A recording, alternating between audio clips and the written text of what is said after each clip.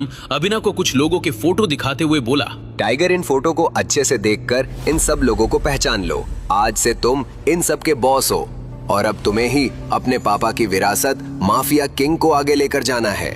अभिनव ने उन लोगों को अच्छे से पहचान लिया था, लेकिन एक सवाल अभी भी उसे खाए जा रहा था, जिसके बारे में उसने अकरम से सीधे पूछा।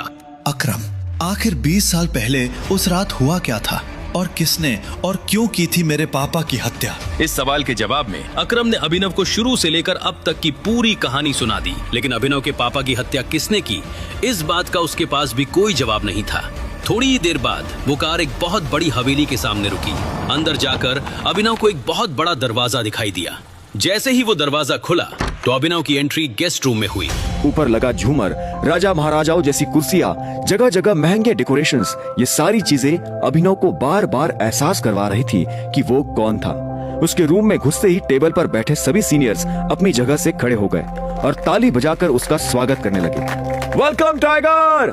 Thank you so much. आप लोग प्लीज बैठिए, अभिनव ने सिर हिलाकर कहा और सबके बैठने के बाद वो भी मेन चेयर पर आकर बैठ गया। टाइगर के लौट आने की खुशी में सभी लोग वाइन से सेलिब्रेट कर रहे थे। अभिनव को यह नजारा देखकर थोड़ा गुस्सा भी आ रहा था, क्योंकि जहां उसकी कंपनीज लॉस में जा रही थी, वहां ये सभी लोग बिना किसी परवाह के ऐश किए जा रहे थे।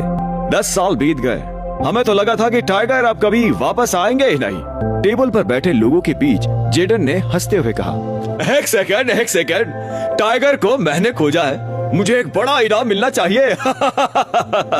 अकरम ने भी सभी लोगों के साथ ठहाके लगाते हुए कहा, मैं काफी शुक्रगुजार हूँ आप लोगों का कि मुझे इतने सालों बाद भी वैसे रिस्पेक्ट मिल रही है जैसे मिलनी चाहिए। अभिनव ने मुस्कुराते हुए कहा, लेकिन मुझे ये पता चला है कि हमारे ग्रुप की पोजीशन मार्केट में अभी डगमगा रही है, इसलिए बेहतर यही होगा कि हम इन सेलिब्रेशंस को जल्दी खत्म करके तुरंत ही अपने अपने काम पर लग जाए। हाँ, मुझे भी आज ही गुड़गांव वापस लौटना है।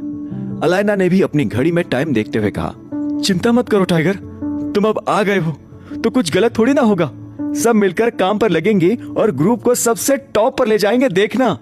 लोकेश ने एक्साइटेड होते हुए कहा, हाँ लेकिन अभी सही वक्त नहीं है टाइगर की आइडेंटिटी को दुनिया के सामने लाने का। वो अभी भी अंडर कवर है, इसलिए हमें थोड़ा इंतजार करना चाहिए। बलराज ने मीटिंग में बैठे सभी लोगों को याद दिलाते हुए कहा, ताकि कोई गलती से भी टाइगर के लौट आने की खबर बाहर लीक न कर दे। सभी लोगों ने इस बात पर सिर हिलाकर हामी भी भरी।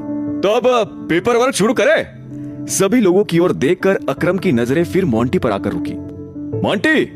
मोंटी ने सिर हिलाकर अकरम का इशारा समझा और वो एक छोटा सा लॉकर लेकर आ गया। अभिनव के सामने लॉकर रखते ही उसने कहा कि मुझे जो कुछ भी पता है वो मैं तुम्हें बता दूंगा।